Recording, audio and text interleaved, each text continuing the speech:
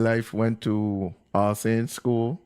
So I went to the same school all my life. So that's why we're listening to you as well. So with that, after your education, what was next on your career path after high school? Well, we have a high school, but you have it different. You don't call it high school, I don't think.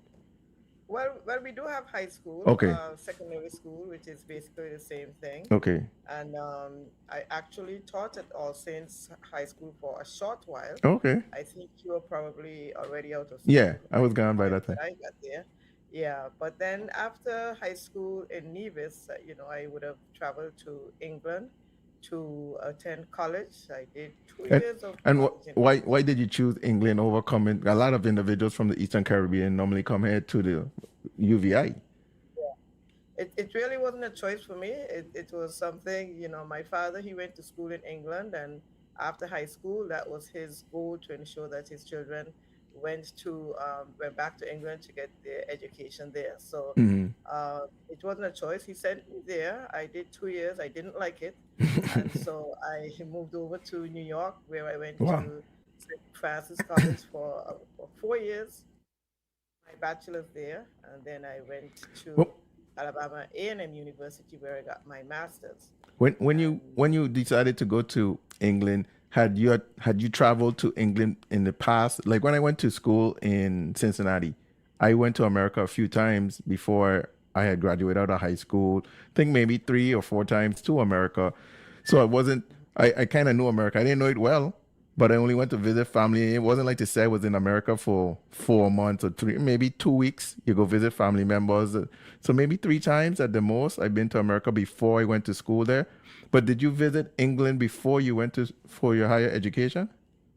I didn't go there, but fortunately for me, my older brother and my Mm. older sister were already there going to college, and I had lots of aunts and uncles Wow. living in England as well. Yeah. So it wasn't necessarily a strange place for me. My aunts, especially, they would visit Nevis when I was going up there. Mm. And so, I moved up there, and it wasn't a strange place at all. So it wasn't difficult for me Okay. to adjust So and I get only there. say like yeah, the adjustment. Sometimes you get butterflies. Like even when I went to college, I had a little fright fright when I went there because it was an unknown. I never been to Cincinnati, Ohio, never been up in that area. If I went to like maybe a city that one of my family members were there, I would have felt more comfortable. Although my cousin attended the school, we didn't see each other a lot because he was a senior, so he could party.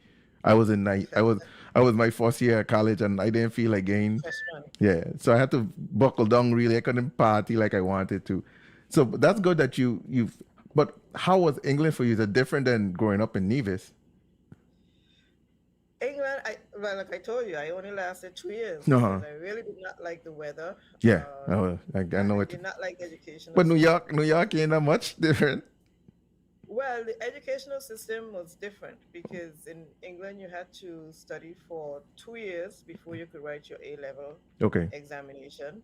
And I didn't like the fact that you have to go to college for 2 years and then you have one exam. And if Hmm. you Wow. if you don't do well, Yeah. you have to go back and do it. And then when my cousins in the US were telling me that, they would go to school after each semester, they Hmm. would move on. Hmm. They didn't have to wait two Yeah. years. No. Yeah. You just. I thought, that was nice. I like that. So I went to New York for vacation one year, and I called my dad and I said, I'm going to stay in New York. I like the educational system here, But and and so you really like how the hustle and bustle in New York. I've been there a few times. I could maybe visit for like 3 to 5 days, but I couldn't live in New York. It's too yeah. busy for me. Well, I did my bachelor's there, and then I left after 4 years, and then I moved to Alabama, Mm. where some people feel that Alabama is, how do you adjust to Alabama? But It's very again, slow. when I got there, I had a number of former classmates from Nevis who were going to college in Alabama, and so you just kind of fit in Okay. and be focused on what you went there for, and you get the job done, and then you move on. You Great. know. Great to hear. After that, what was next in your career path after you left Alabama A&M? After Alabama A&M, I taught at the Alabama A&M University Oh, for nice. a short while, yes, and then I moved to St. Thomas. Was around in 1990, I taught for a short while at All Saints Primary School, High School, as I mentioned. I Mm. also taught at the Seventh Day Adventist High School before I then got a job with the Department of Planning and Natural Resources. And while working there, I moved my way up from environmental specialist to becoming director of the Coastal Zone Management Program. And while working there, I also worked part time at the University of the Virgin Islands. So I did quite a bit, Yeah. Yeah. during And my what years time. were you at DPNR? I was a DPNR from about 1992 until about 2003. Okay, so that's when we first met, but I didn't really know you that well when we first met then because I worked at Historic Preservation in Yeah. 94. But then Right. I know you, or God, I believe you came down to the U.S. Virgin Islands a few years ago with a group with Roosevelt David, had some individuals down here. I thought I'd met you then as well. I wasn't sure. Did you come down with a group that was at Niski Center talking and stuff like that?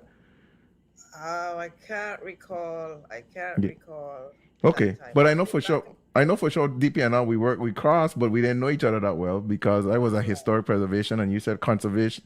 Were you up at the Fish and Wildlife out Red Hook or were you No, I was at a coastal zone management division. okay? So yeah, we were at Niski Yeah, Center. down further by Mr. Reed. Mr. Reed, I believe, back down in that area. He was in charge of EPA and those different. Exactly. Yeah. Yes. Okay. Yes. So then you left the U.S. Virgin Islands and headed back to Nevis, and Hmm. you started. I believe you started your own consulting firm. Correct. If, Yes. So if once I moved back, based on my experience that I had in the U.S. Virgin Islands and my training, I would have started an environmental consulting company. Got involved in project coordination, writing environmental impact assessment reports, etc. So that has really been my staple for quite some time after I moved back to Nevis. mhm. When you first moved back and you decided to open a consultant, who- it draw were you drawn back? Like I only say that because in a lot of U.S. Virgin Islanders send the children them away for education. And they feel I can't say I'll go my example. My mom sent me and my brother away, and only one came back. So sometimes people don't come back because the funding ain't as high as they would like, as in the salary or whatever. And I have a daughter, so I don't plan to send her away. I plan for her to go UVI because I can't cut her in half. If she go away, half of her can't come back. So I roll in the dice. So I ain't taking a chance. For you, when you went away, you went England, you went New York, Alabama, worked in the States, then came to the USVI, and then now went back to saying Mhm. to Nevis. What draw you back to? Was it your family, your dad? Because I know I read a little bit about your dad as well. Yes. So my dad was not doing well at the time, and I decided that I would go back there because I know the way that he brought me up and Mm-hmm. and the principles that he instilled in me, and I really wanted my sons. I have two sons, and I really wanted them to experience being around him and understanding his philosophy of life, and that sort of thing. Mm-hmm. So even though I came back and I established my own business, which does environmental consulting, I also did some real estate sales. I still do, and he was very instrumental in helping me to see the ropes and the ins and outs of the business. So I came at a good time when he was able to show me the ropes and guide me in certain areas. And so once you're going to be an entrepreneur in certain areas, Yeah. there's certain risk involved. What was the risk? You ain't gonna tell me I'm an entrepreneur now when there's risk. So you're right. Yes, absolutely. Hey, Yes, and that's why, absolutely. and I only say that because you when you're young, you're taught, oh, get a government job, stay secure, and you had it. So you had the government job, but you took that risk now to leave a government job to go out on your own, and then not only here on your own, but not to in the sense of America, U.S. Virgin Islands have that American dollar that you could find a lot more hotels and stuff. Nevis isn't as populated or has as many businesses as well. I considered when I was there. Maybe it has changed because I know it wasn't that populated when I went with Roosevelt David way back when I had a hurricane and we flew down and took some stuff down, some Mm-hmm. provisions and different stuff that was donated for the individuals in both St. Kitts and Nevis for the storm. But so I've been there a few times. I've seen your. I don't know if the windmills still work. I saw three huge windmills that blew me away.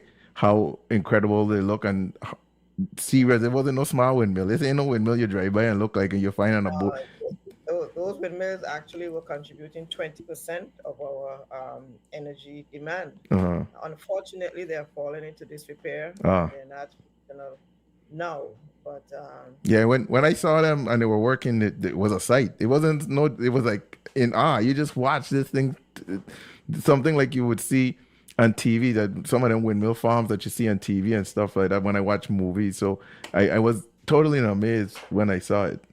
But Nevis did remind me of St. John too, because we saw the sheep and stuff crossing the road and everything. So I was like, hey, this like St. John. It's same type of atmosphere, laid back, everything like that. quiet, calm, as some people say, the Caribbean of yesteryear. That's what Nevis reminds people of. And a lot of people actually come to Nevis because they like the quiet and the calm that's associated with it. And, Hmm. we don't have any traffic lights. We don't have any fast food restaurants and that sort of thing. So you come to Nevis for some R&R and enjoy the beaches. That's something that I really enjoyed when I was growing up there, was going to the beaches and just having fun with on a Saturday, Sunday Hmm. afternoon. It's a different type of lifestyle going up on an island Correct, correct. Yeah. compared to my cousins who are whether in England or in the US. Yeah, and my brother actually lives in America, so sometimes when he go to the beach every day. When he visits, he go he is every day around 2:30, guaranteed. You when you look at the time, oh, he's going down to the beach. So I understand. I used to. I don't since I live and I see the water every day.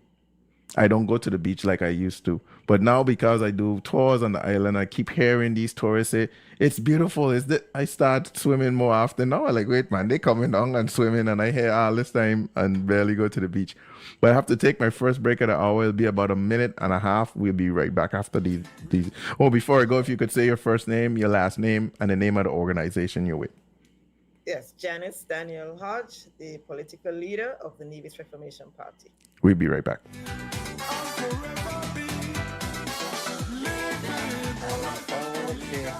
Calling all caregivers. The St. Thomas Stroke Support Group, Inc., in recognition of November being National Caregivers Month, will pay tribute to male caregivers in our community. We are extending an invitation to the members of our community to join us in this special fundraiser of gratitude and celebration as we recognize male caregivers. This breakfast will take place at Victor's new hideout, November 8th, 8:30 until 11:30.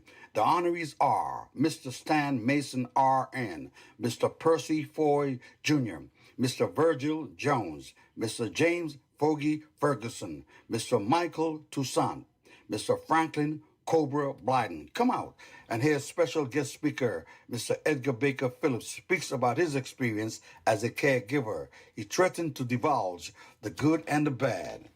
Get your tickets now from Cheryl Gibson Bag in the Niski Center and all members and honorees for only $40. This is the Caregivers Breakfast you don't want to miss. See you at Victor's on November 8th. Attention all private homeowners and contractors. East Caribbean Metals, located on the island of St. Vincent and the Grenadines, have affordable pricing on all roofing material, PVC pipes, steel, and much more. Call East Caribbean Metals, 1-784-456-1843. Remember, your US dollar goes further when you purchase your building supplies from East Caribbean Metals. Visit www.ecmil.net for more product information. Hello, are you on St. Thomas or St. John and moving? Need a truck to assist? Call 340-643-6089. Do you have a fridge, washer, or dryer, or a living room set to pick up from a furniture store, hardware store, or a yard sale? Do you need a truck to take any items from your yard or your house to the dump? Call 340-643-6089. Workplace love. Thank you so much for staying tuned to 90.9 FM. My name is Lawrence Bicholto, and my guest this evening, if you could say your first name, your last name, and the name of the organization you're with. Absolutely. Janice Daniel-Hodge. I'm the leader of the Nevis Reformation Party. Okay, so I still want to talk a little bit more about your company because it makes sense of why people should trust your judgment in what we're going to talk about in about 5 to 10 minutes. As an individual now, when you got the experience not only from your higher education but your experience at U.S. Virgin Islands, and now you started your consulting company, was it difficult to convince, because it's hard to convince locals why it's important to take care of the island? Most of us live here growing up don't understand that tourists, it shouldn't only be for tourists, but for ourselves. Because if we pollute the place, the same fish that we always go every weekend to look the fisherman to buy, the same fish eating the same stuff that's going into the ocean, whether it's pollutants or whether it's trash or whatever. How hard was it for you to convince some of our locals some of the practices that we do wasn't helping? Right. So definitely, when we look at the need to protect the environment, I try to impress upon people that it's really managing. We have to manage Mm-hmm. because some people would want to protect the environment at the expense of people, and some people, would just want to look at the economic benefits. Mm-hmm. And so when we look at the type of work that I do in terms of natural resource management and promoting sustainable development, in order to have a sustainable project, you have to find that balance between the economic, the social, as well as the environmental factors that you're looking at. And once you take those three factors into consideration, you don't move forward with a project knowing that it's going to, probably cause gentrification. It's going to end up in people being displaced. You don't move forward with a project just looking forward to ensure that you protect the wetlands while Mm-hmm. people are Correct. unable to get jobs, etc. So it's finding that balance in terms of, yes, we want to have our environment. That is what's going to sustain us, help us to get food, for now and generations to come. We want to make sure that we can provide jobs for people in our community. And of course, you would want to ensure that you have some economic growth. So I think it is key. And I have been able to get that across to people. And I would think one of the really defining moments for me was when I was working in the U.S. Virgin Islands and was responsible for establishing the St. Croix Eastern Marine Park. Mm. Because that park, it's something that the government of the Virgin Islands was trying to do for 30 years prior. Yep. And they could not get it done because in that area you had a research center, you had the fishermen, you had beachgoers, and so there were a lot of competing uses. And what I realized was that the fishers were being set aside. Their voices were not being heard.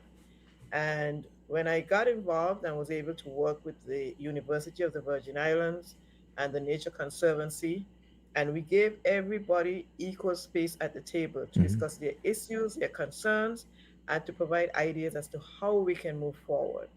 That was when everybody felt that, they were valued, their thoughts, did make a difference. And we were able to establish that marine park.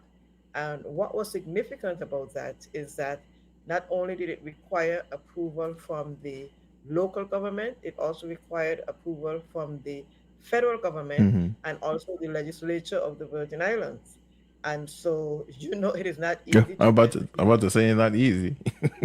right. Yes.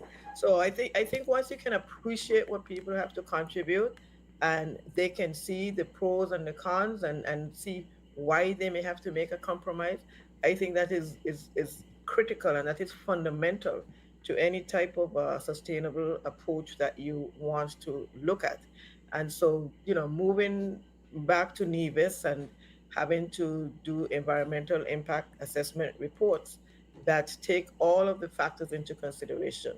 As far as I am concerned, each stakeholder has something to contribute, and you can't set any aside and say that they're less important or less valuable than anybody else. Hmm. And sometimes, government they would want to move forward with a project, and they will tend to overlook some stakeholders, and those are the same stakeholders who could come back at the end and prevent the project from going forward. Hmm. So I think fundamentally, once you understand that you are looking at sustainability and all of your stakeholders have to be heard, then I think you can move forward from there.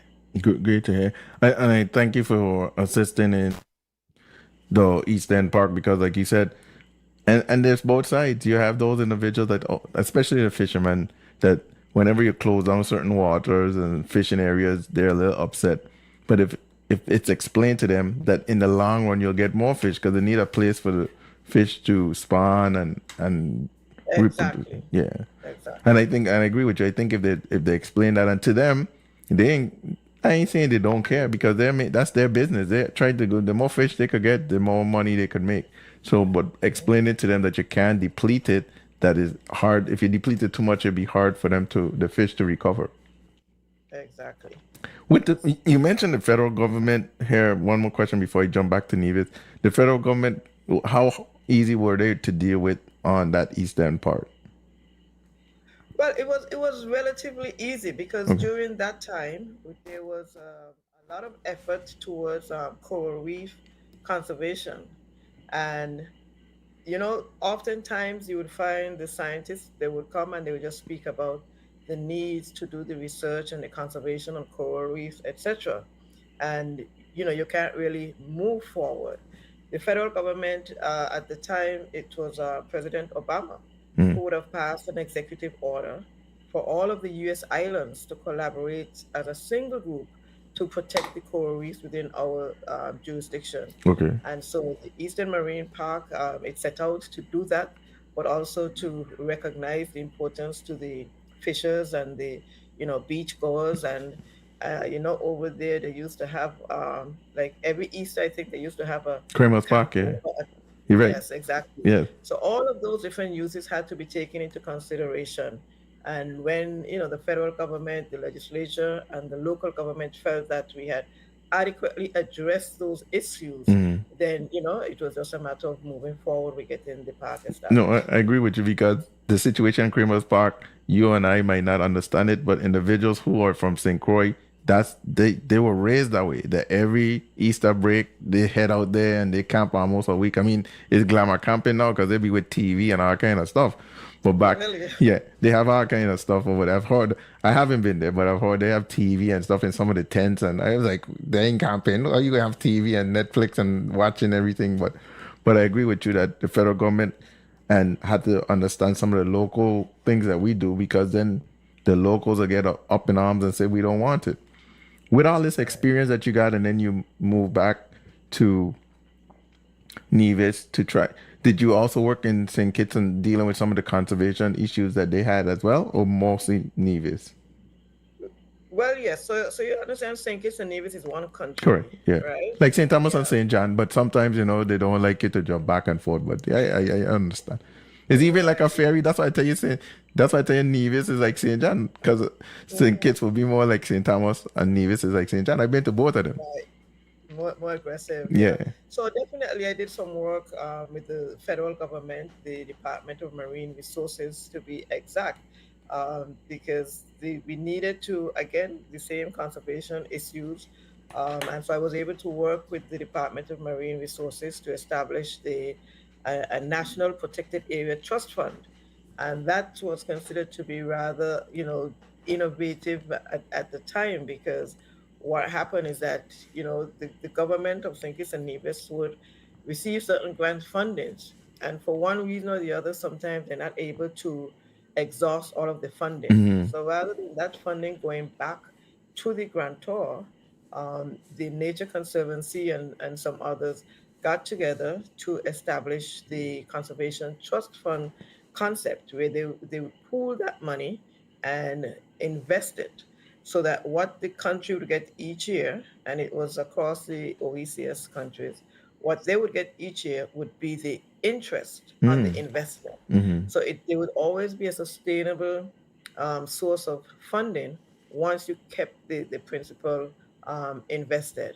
And what is happening right now is that conservation trust fund, they're providing grant funding for different NGOs and community groups to take on projects that would help with the sustainable use of the marine resources.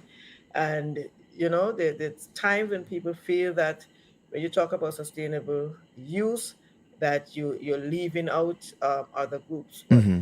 when you look at the sustainable use, it's not that you can't use it, but it's the way that you use it. Okay. And so, in addition to the Conservation Trust Foundation, I was also able to assist in establishing the marine managed area in St. Kitts and Nevis, similar to the St. Croix Eastern Marine Park, Mm. because you have different zones for fishing priority areas, you have conservation priority areas, recreational transportation areas, etc.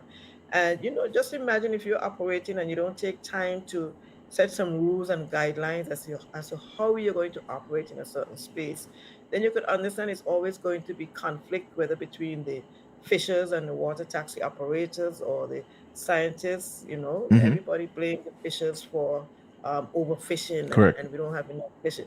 But if we don't set aside an area for the fish to be replenished, if we don't protect the ponds for as habitat for the fish, then the fishers are trying to make a living. Yeah. um, Government has a responsibility to ensure that we can manage the resources in such a way that everybody can have, you can have your livelihood, we can have it for time to come. And like I say, Mm. everybody's not going to be 100% happy, but once people understand why certain decisions are taken, then there is more, cooperation and collaboration to see the end goal achieved. Do you find that you had the same similar problems in St. Kitts and Nevis as you had here in the U.S. Virgin Islands with the not only the fishermen but the hotels and then the government? Absolutely. And I was so prepared to deal with it, because at the onset, Mm-hmm. like I say, you have to give everybody a seat at the table. Mm-hmm. You can't leave out any group, and you can't wait to say, well, I'm going to have a plan and then take it to any group.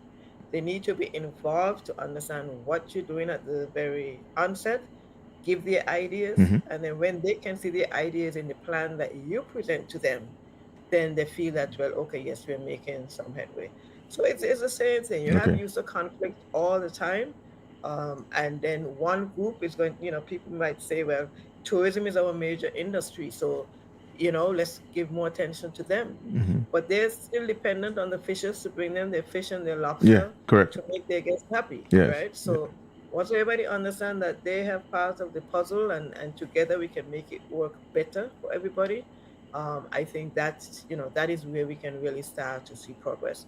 And maybe that's one of the reasons why I actually got involved in politics, Mm-hmm. because there was so much where people were being neglected, or not given the type of attention that was needed.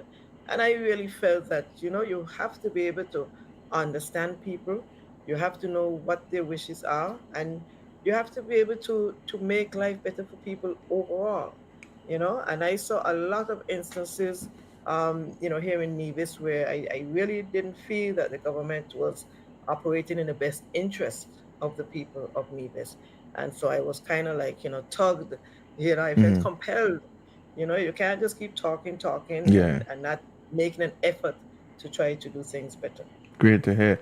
And that created you to run for office, I believe. Was it 2020 or 2022? 2022. Okay.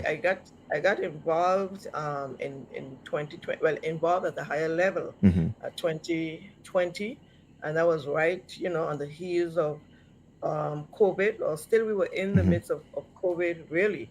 And I felt like there was no compassion to our people. We have most of our young ladies work in the hospitality industry, a lot of our young Correct. men as well. Yes. And you may recall that, hotels, I don't know if it was the same in the USVI, but here in St. Kitts and Nevis, our hotels were closed. We had lockdown, and, people weren't able to earn their income. Mm-hmm. And these are people who would usually work, paycheck to paycheck. They Correct. budget, they know Yeah. what they have to do. And when the hotels were closed and people were reaching out, needing help, the electricity was still being disconnected, True. even though we understood that they could not go to work. And so I felt that people were being treated unfairly, and it really tugged at me. It really tugged at me, and I said, no, this is not the way, for government to treat the people. And so I got involved, and this is where. So I did contest my first election, my first local election in 2022. And I'm fortunate and thankful to the good people of my constituency in St. James's that I was elected. And so right now I serve as a member of the opposition in the Nevis Island Assembly. And in order to run for office, how do you register to vote? You just have to be a certain, like in St. Thomas, as you've been here before, as long as you're 18 and you show your birth certificate and you go to the voter registration, you register to vote, and then you could vote for whoever decides to run for office. Is it the same type of process in St. Kitts or a little different? Well, in St. Kitts Nevis, yes, you have to be 18 years at least in order to be registered. Once you get your voter's ID, you are then allowed to vote in the election.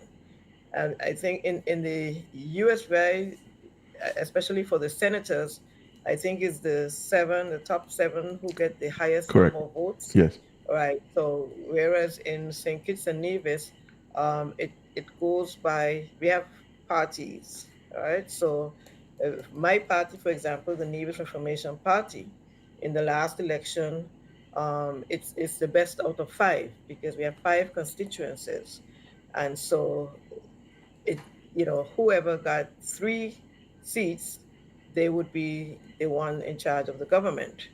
And so my party, we got 2 seats.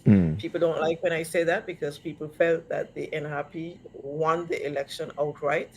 But political shenanigans and whatever happened in the wee hours of the morning, when the final results came in, the other party was declared the winner, and so they are now in government. And in some ways I think that they're sorry that they went back into government because they're actually doing worse than they were doing before. And I think they're really just running the island into a state of, almost a state of no return. Okay. And that is why we have to be so aggressive in certain decisions that they're taking, not in the best interest of the people, more so in their self-interest. And these are things that we cannot allow to go forward. How long is the terms? Every 2 years? Unfortunately, no. It's every 5 years. Wow. It's every 5 years. So the next election is due in 2027. Some people, of course, the premier has the right to call it before, but it cannot go beyond the 5 years. There's a grace period after, I think like 90 days after the 5 years, but certainly, it can be called any time before the 5 years. Only the premier has the, prerogative to do that. Okay. And so, we continue to stay relevant, stay present, and try to look out for the best interests of the people in the meantime. Let me jump straight now to why I invited you on to discuss this issue that's occurring in Nevis called Destiny. Destiny is what I believe it's called. I saw a video called Destiny. Yes. So Destiny is a project that has been put forward based on the recent legislation that was passed by the government. It is called the Special Sustainability Zone Authorization Act. And that act creates certain provisions that would allow developers to submit a proposal to develop a special sustainability zone project. And the unfortunate thing is that there was no consultation with regards to passing that piece of legislation. And we have been struggling. We have been struggling for a long period of time with a lack of transparency in the government. They do things in a very secretive way. And the SSZ, we call it the SSZ legislation, Special Sustainability Zones Authorization Act. Something like this, which, has such far-reaching ramifications. The people are up in arms because, just imagine that at a town hall meeting around the middle of July, a question was asked about whether or not there's any truth to developing any sort of enclaves in Nevis. And the premier indicated that, she's not aware of anything, right? That was mid-July. Of, By July of this 31st year. of this year. Yeah. Yeah, by July 31st, there was a reading in the House of Assembly, the first reading to introduce this SSZ legislation, right? And by August 5th, 2 weeks after, it was passed into law, right?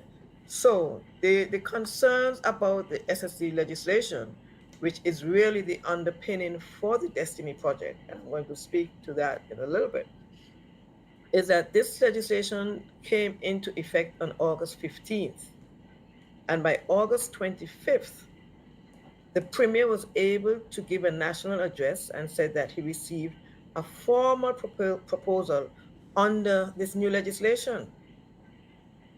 So just imagine 10 days, and this group is able to present a proposal. And they passed. Very fast. Very fast. Either that or it was being worked on all the time, yes. and the people were being misled. It had to be because it's $50 million the project is. So you don't tomorrow throw $50 million at any island, whether it's St. Kitts, Nevis, St. Thomas, St. Croix, Tortola, any of them. You don't just throw $50 million like that. I'm glad you see that, right? Now, what is interesting is that under our constitution, Nevis has exclusive rights over land matters, right? However, this legislation was passed in the federal government, and what it actually did was to place the power with the Premier and the Prime Minister. The Prime Minister, who is based in St. Kitts, has the ultimate authority to sign these development agreements. Now, we have questioned the constitutionality of this legislation, because if our constitution says that Nevis has exclusive rights over land development, land matters in Nevis, how can this legislation now come after and give the Prime Minister ultimate authority to sign development agreements? Right? So it's taking power away from the Nevis Island administration and putting it with the federal government. And this power that the Nevis Island administration has is something that was fought for long and hard, right? Long and hard, so that we can have some autonomy and determine the direction in which we want to develop Nevis. So when the Premier went into the House and agreed, supported, actually seconded the legislation to form this SSZ, the people of Nevis were up in arms, because this is not what we would want to be giving up that authority, right? And then when you look at the legislation, they say it's just a framework, right? It gives the Premier, the discretion to establish an independent oversight body. He has not done that. He has actually accepted the proposal, and his cabinet is reviewing the application. So our Department of Physical Planning and Environment, which is the agency that usually, before this legislation, was responsible for receiving development applications, reviewing them, having public consultation, our department has been left out of the SSC legislation. So the application now comes to the premier. And once he says he's okay and he's fine, he passes it on to the prime minister, and then you have the development moving forward. But here Nevis is 36 square miles. The SSC legislation has no minimum or maximum amount for these SSC, right? They did not develop any regulations, any guidelines. So it's as if whenever an application is submitted, the premier in some kind of ad hoc way determines how he's going to deal with it. That is not the role of the premier. We have a department of physical planning to review these applications. They have the technical staff. And the division of physical planning is something what would the Department of Planning and Natural Resources would be in St. Thomas. An equivalent, Okay. yes. Yeah. I only say that because I'm not from St. Kitts and Nevis, and I was wondering when I looked at the video, and the video is 15 minutes, so I really don't watch something over 5. But I said, okay, it was sent to me. Let me look at it. So I looked at the video, and actually, let me go on a quick commercial break. We'll be right back after these messages.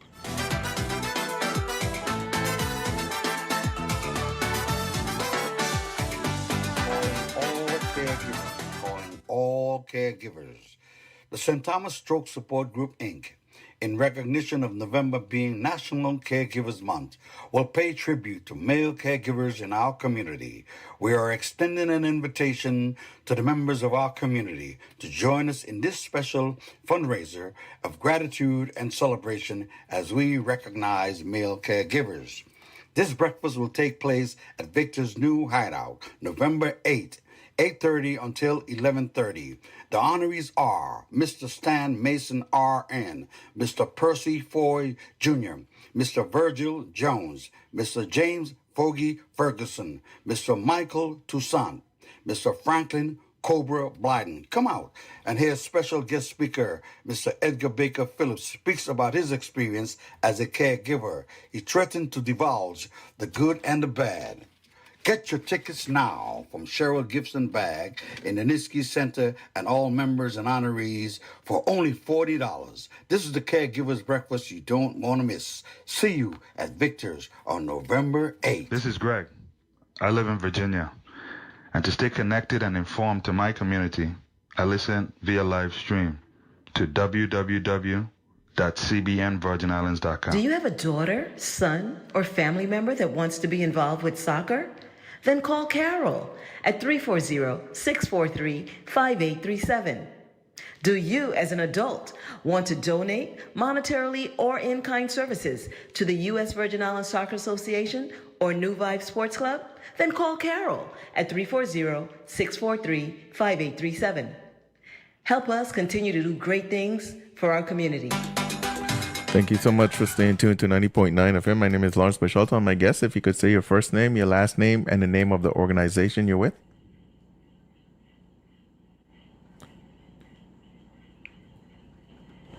Janice Daniel-Hodge with the Nevis Reformation Party.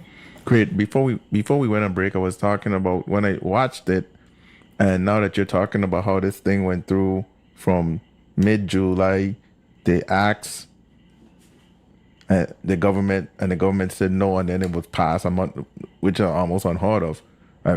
I know that if that happened in St. Thomas, it'd be crazy, but I can't understand how within 2 months everything went so quickly. And now, as you stated, the division in St. Kitts Nevis, which is something similar to the DPNR here in the U.S. Virgin Islands, didn't even get a chance to review it. That means if they didn't get a chance to review it, there's no consultants or anything that talked about what's going to occur for the land development. How is it going to affect the coral? How is it going to affect the fish? How is it going to affect the fishermen? What's the next step? Because I have some other questions that when I read your response that was dead on, that had some of my questions as well. When they had the 20% profit share in Destiny, who makes that decision? The 1 million scholarship fund to study abroad, instead of probably investing it in some of the schools locally to keep the locals there? Who's going to make that decision of which individuals get the scholarships to head to wherever, whether you United States, Virgin Islands, England, or America?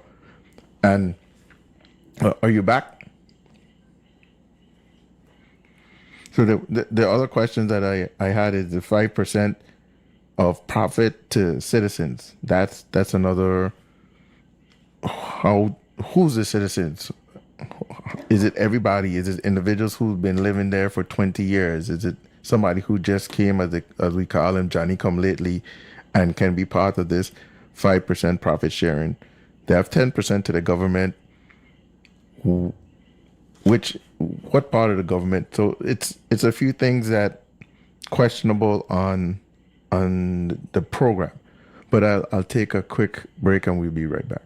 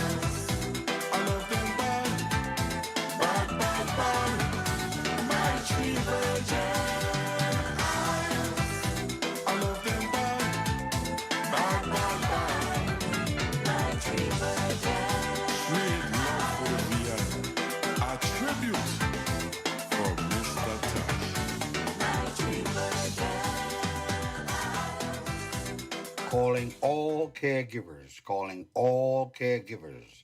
The St. Thomas Stroke Support Group, Inc., in recognition of November. Thank you so much for staying tuned to 90.9 FM. My name is Lawrence Bishota, and my guest, if you could say your first name, your last name, and the name of the organization you're with.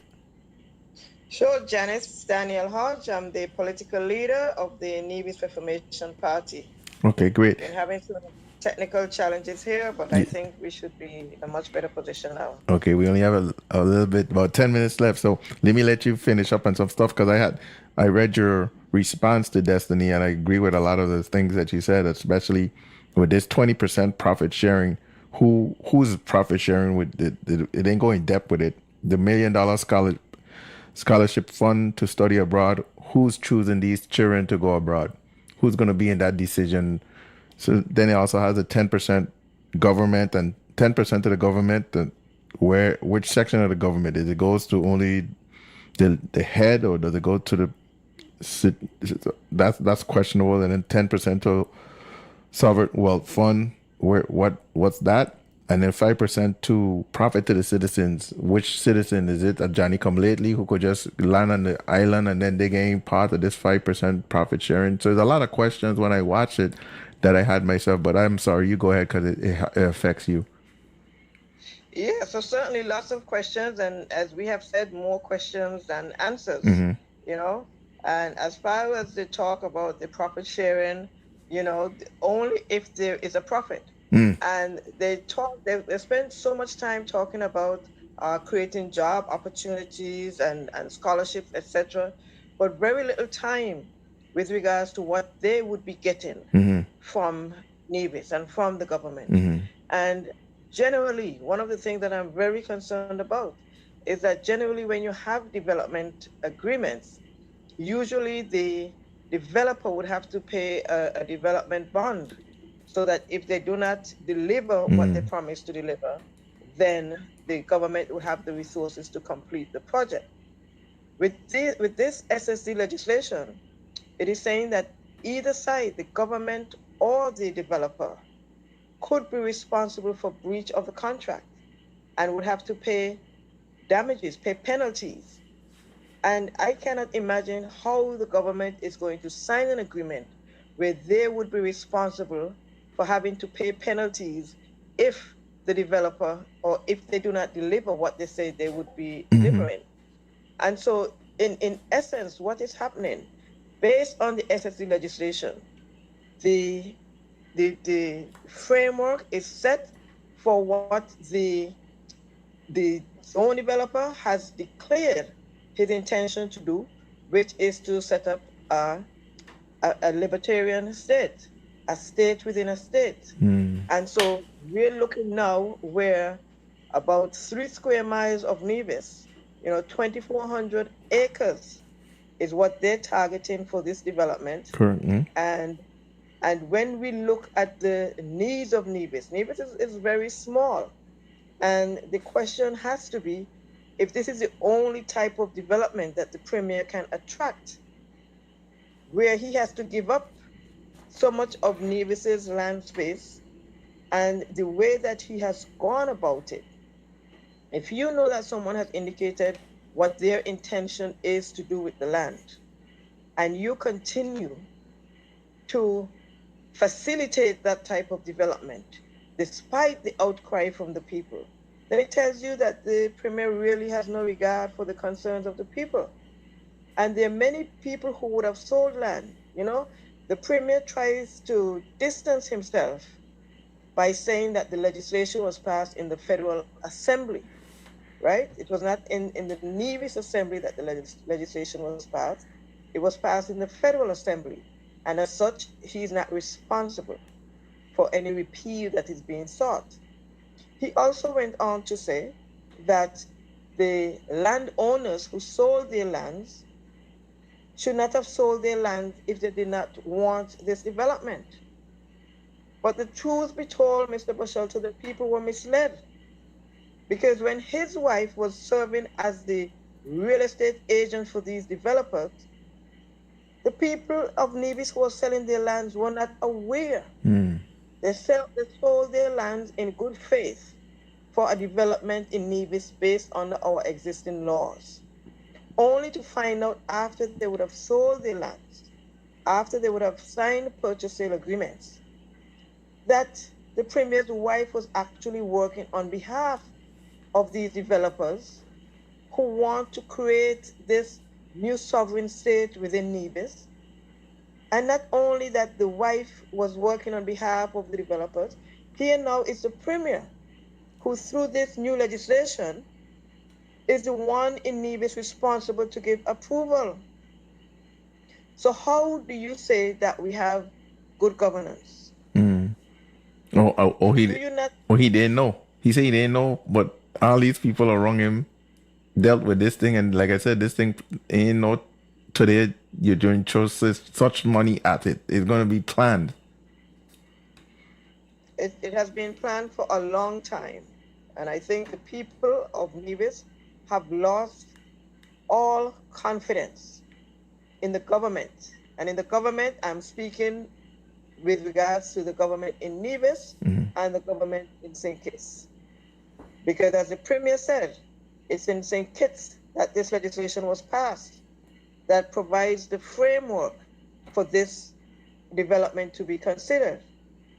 And it is the Premier's wife who was facilitating the sale of lands in Nevis, that the landowners were not aware what they were selling their lands for, and they were quite upset. And after the people have been misled into this situation, the Premier is now saying that the people do not want development. But I have said over and over again, we're not against development. And when the Nevis Reformation Party was in government, you can see the type of development that we brought to the people of Nevis. We did not have to sell the soul of Nevis, the essence of Nevis. Because, Mr. Doctor, understand that in this development, in this destiny development, they are anticipating 10,000 new citizens coming into Nevis. Wow. Nevis right now has a population of just over 13,000. So when you bring in 10,000 new citizens do not act like us. Mm-hmm. Money is no object to them because these are, Bitcoin billionaires and their friends, Mm-hmm. right? What are the implications for our electoral system, Correct. right? And when you are going to bring in 10,000 people, certain provisions in the legislation allow that the zone developer can transfer his rights to other persons. How do we control that? We have been looked at, scrutinized because of our CBI program, and some persons who would have whether slipped through the cracks or got our passport by some means, right? Mm-hmm. And so when you are going to open up Nevis to 10,000 new citizens, remember the libertarians, what they want to do is to be exempt from the laws of St. Kitts and Nevis. And the SSZ has that provision. They want to have their own laws in their zone. So how does that expose St. Kitts and Nevis to the external world? Correct. We're becoming more and more vulnerable. I'm running out of time here, so before I go, I want you to give a little summary, your closing thoughts on this issue. I will be inviting you back, so don't think this is the only time. I know I took away some of your time of explaining because I like to go background of a person. If we didn't do the background, a lot of people wouldn't know how well versed you are in conservation and cultural. So I'm glad I did that, but you will be invited back on. We're going to start trying to do this on a Monday, every Monday, so that you could get, if it's not next Monday, the following Monday, but we'll find some more time for you. So if you just give us some closing thoughts. Okay, I appreciate that. And so essentially, I think the people of Nevis are at a crossroads because we have a government that is not listening and looking out for the best interests of the people of Nevis.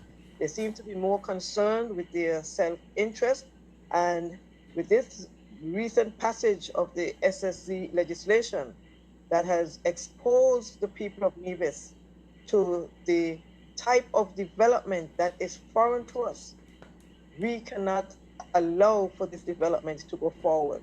There are far more implications than what is being expressed to us.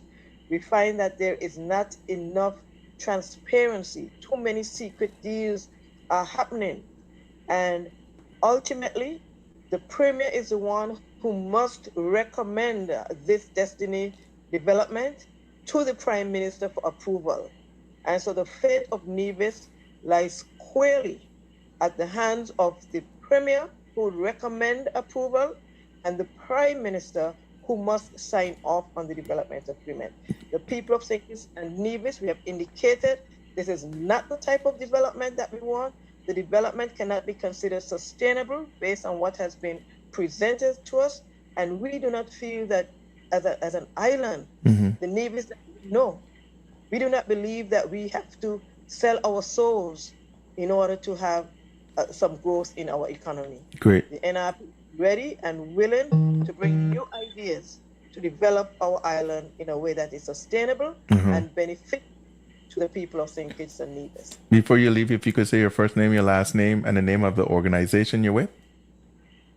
Janice Daniel-Hodge, the political leader of the Nevis Reformation Party. Ms. Hodge, I want to thank you so much for providing so much information, and we look forward to having more conversation in the future. Thank you so much, Mr. Pacheco. You're welcome.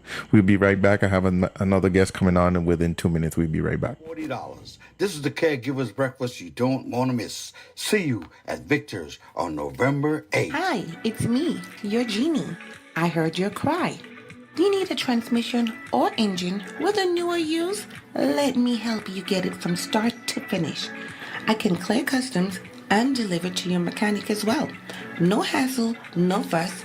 Just call Latanya at 407-719-2635. 407-719-2635. Hi. Do you need a limousine for your upcoming wedding? Or maybe just picking up family and friends or clients from the airport? Or maybe taking them to or bringing them from the ferry?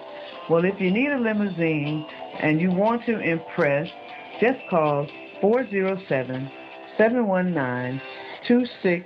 2635. Again, that's 407-719-2635 and ask for Tanya. Remember, a limousine is the way to go. Calling all caregivers. Workplace love. Home is where the heart is. Caribbean melting pot.